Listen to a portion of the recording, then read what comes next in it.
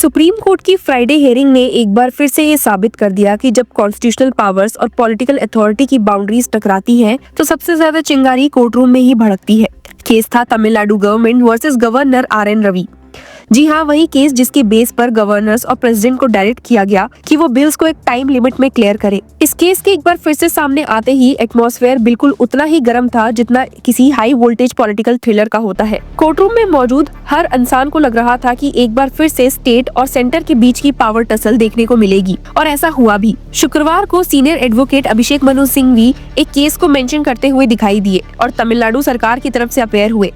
जैसे ही उन्होंने बोलना शुरू किया, कोर्टरूम में एकदम से साइलेंस छा गया।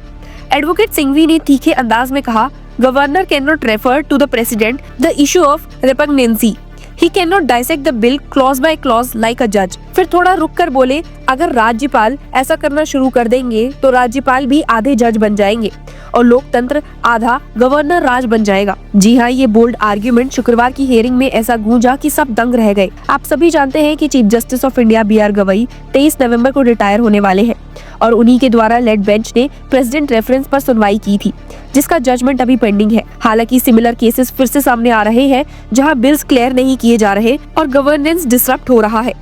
साथ ही कोर्ट के अंदर जो हीटेड डिबेट देखने को मिल रही है वो अपने आप में हेडलाइंस है। ऐसे में जब एडवोकेट सिंघवी ने मामले को चीफ जस्टिस ऑफ इंडिया के सामने मेंशन किया तो सबकी नजर इस बात पर थी कि क्या सीजेआई वो डेट रिवील करेंगे जब प्रेसिडेंट रेफरेंस जजमेंट अनाउंस होगा, या फिर बात को टाल देंगे। दर्शकों, प्रेजेंट केस तमिलनाडु गवर्नमेंट के 2 बिल से जुड़ा हुआ है, कलियंगर यूनिवर्सिटी बिल 2025 और स्पोर्ट्स यूनिवर्सिटी अमेंडमेंट बिल 2025। पहला bill chief minister MK. Stalin को यूनिवर्सिटी का पहला चांसलर बनाता है, जबकि दूसरा बिल स्टेट गवर्नमेंट को स्पोर्ट्स यूनिवर्सिटी के वाइस चांसलर को अपॉइंट करने या रिमूव करने का अधिकार देता है। लेकिन गवर्नर आर.एन. रवि ने दोनों बिल्स को एसेंट देने के बजाय उन्हें प्रेसिडेंट के पास भेज दिया। यही कदम तमिलनाडु गवर्नमेंट को सबसे ज्यादा चुभा। एडवोकेट सिंघवी ने आर्ग्यू किया कि गवर्नर का ये एक्ट स्पष्ट रूप से असंवैधानिक है, क्योंकि आर्टिकल 163(1) और आर्टिकल 200 गवर्नर को ये पावर नहीं देता कि वो किसी भी बिल को रेपग्नेंसी यानी सेंट्रल लॉ से कन्फ्लिक्ट करने के नाम पर प्रेसिडेंट को रेफर करे। उन्होंने कहा कि अगर हर गवर्नर ऐसे बिल्स को रोककर प्रेसिडेंट को भेजने लगेंगे तो स्टेट गवर्नमेंट्स कॉन्स्टिट्यूशनली पैरालाइज्ड हो जाएंगी। कोर्टरूम का माहौल अब तक नॉर्मल था, लेकिन तभी सॉलिसिटर जनरल तुषार मेहता ने एंट्री ली और पूरा टोन बदल दिया। सॉलिसिटर जनरल मेहता ने कहा, the governor is doing it since independence, that is his job. मतलब उनके हिसाब से गवर्नर का ऐसा करना कोई अनकॉन्स्टिट्यूशनल एक्ट नहीं बल्कि उनका कॉन्स्टिट्यूशनल ड्यूटी है। यहीं पर एडवोकेट सिंघवी ने हल्की सी मुस्कान के साथ बोला, अगर यही उनका जॉब है तो राज्यपाल आर्टिकल 163(1) की आत्मा की हत्या कर रहे हैं। गवर्नर का काम सलाह लेना है, फैसला देना नहीं। इसी बीच कोर्टरूम में एक और हैवीवेट आवाज गूंजी, सीनियर एडवोकेट मुकुल रोहतगी की। उन्होंने सीधा सवाल उठा दिया that the question today is, can the governor examine every clause like a जज एंड से इट्स रिपंजेंट। रोहतगी ने कहा कि अगर राज्यपाल हर एक प्रोविजन को डाइसेक्ट करने लगेंगे तो कॉन्स्टिट्यूशनल पावर्स का बैलेंस ही खत्म हो जाएगा। माहौल अब इतना चार्ज हो गया कि सीजेआई गवई को इंटरवीन करना पड़ा। उन्होंने काम टोन में कहा, let's not make it a political debate, we will wait for the presidential reference judgment. लेकिन उनके चेहरे की हल्की सी मुस्कान और आवाज का ठहराव दोनों ये कह रहे थे कि उन्हें पता है कि इस केस का सिग्निफिकेंस कितना बड़ा है। शायद ये उनका रिटायरमेंट से पहले का सबसे इम्पैक्टफुल डिसीजन हो। उन्होंने काम लेकिन फर्म टोन में जवाब दिया, you have to wait hardly for 4 weeks doctor Singhvi, the reference has to be decided before 21 November. मतलब अभी डिसीजन नहीं मिलेगा लेकिन बहुत जल्द आएगा। कोर्ट ने क्लियर सिग्नल दे दिया है कि तमिलनाडु की ये पिटीशन तब तक होल्ड पर रहेगी जब तक प्रेसिडेंशियल रेफरेंस सुप्रीम कोर्ट का डिसीजन नहीं आ जाता। साथ ही ये भी हिंट दिया कि प्रेसिडेंशियल रेफरेंस पर सुप्रीम कोर्ट का ऑर्डर अगले 4 हफ्तों में आने वाला है। इसी हियरिंग ने एक बात क्लियर कर दी कि कोर्ट में 2 थॉट प्रोसेस टकरा रहे हैं, एक जो गवर्नर को सिर्फ फॉर्मल कॉन्स्टिट्यूशनल हेड मानते हैं और दूसरा जो उन्हें पॉलिटिकली एक्टिव प्लेयर के रूप में देखते हैं। तुषार मेहता ने अपनी बात फैक्ट्स के साथ सामने रखी। उन्होंने कहा, from 2015 to 2025 a total of 381 references have been made by governors from all the states to the president of India। फिर थोड़ा स्माइल करते हुए बोले, if this is to be justiciable, my lords will have 2 separate benches permanently for deciding। यही line courtroom में eco कर गई। कुछ लॉयर्स मुस्कुरा रहे थे और कुछ थोड़ा अनईजी हुए, पर मेन क्वेश्चन वही था कि क्या गवर्नर अपने कॉन्स्टिट्यूशनल डिस्क्रिशन का यूज कर सकते हैं या फिर उन्हें कैबिनेट की एडवाइस पे ही चलना चाहिए। Chief justice of India B R. Gavai ने फिर सिंघवी की तरफ देखा और बोला, hardly 4 weeks doctor Singhvi, wait for the reference decision.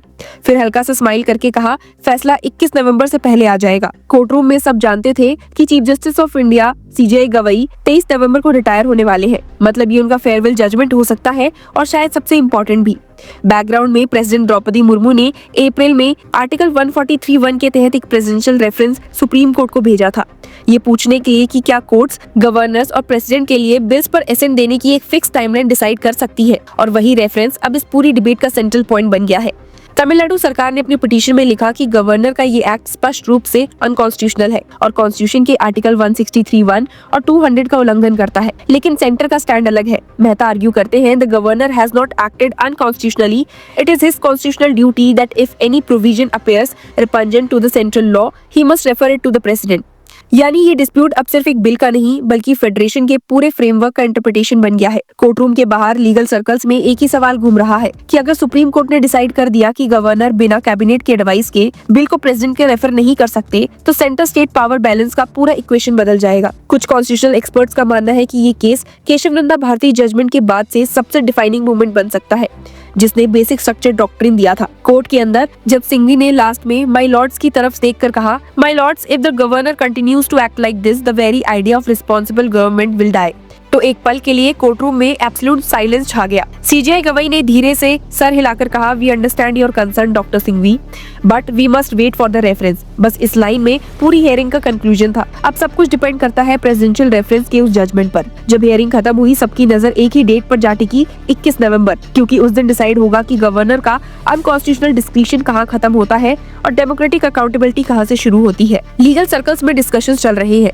क्या जस्टिस गवाई अपनी रिटायरमेंट से पहले इस केस को अपनी लेगेसी जजमेंट बनाना चाहते हैं। कोर्ट के बाहर कुछ लॉयर्स ने मजाक में कहा, गवाई साहब का रिटायरमेंट गिफ्ट खुद कॉन्स्टिट्यूशन होगा। तमिलनाडु की पिटीशन अभी के लिए होल्ड ऑन है, लेकिन इसका पॉलिटिकल और लीगल इम्पैक्ट समर की गर्मी से भी ज्यादा तीखा है। ये केस सिर्फ स्टेट्स के राइट्स का नहीं बल्कि ये डिसाइड करेगा कि इंडिया का फेडरल स्ट्रक्चर सच में कोऑपरेटिव फेडरलिज्म पर टिका है या सिर्फ कॉन्स्टिट्यूशनल सिंबोलिज्म बनकर रह गया है। सुप्रीम कोर्ट की हियरिंग ने एक और बात साफ कर दी कि अब कोर्ट उन बाउंड्रीज को डिफाइन करने जा रहा है जो पिछले 75 सालों से पॉलिटिकल और लीगल बैटल्स में उलझी हुई है। अब सबकी नजर एक ही चीज पर है, प्रेसिडेंशियल रेफरेंस का डिसीजन। और अगर साइन सही पढ़े जाए तो ये जजमेंट सिर्फ कॉन्स्टिट्यूशन की किताब में नहीं बल्कि इंडिया के फेडरल पॉलिटिक्स के दिल में एक नया चैप्टर लिखने वाला है। आखिर में बस इतना ही कि जो आज कोर्ट में हुआ वो एक क्लासिक इंडियन कोर्टरूम ड्रामा था, जहाँ एक साइड पर लॉजिक और लीगैलिटी थी और दूसरे पर कॉन्स्टिट्यूशनल पावर और पॉलिटिकल इंटेंट, और बीच में खड़े थे chief justice of India B R Gavai, शायद अपनी रिटायरमेंट से पहले एक ऐसा डिसीजन लेने के लिए जिसे हिस्ट्री याद रखे,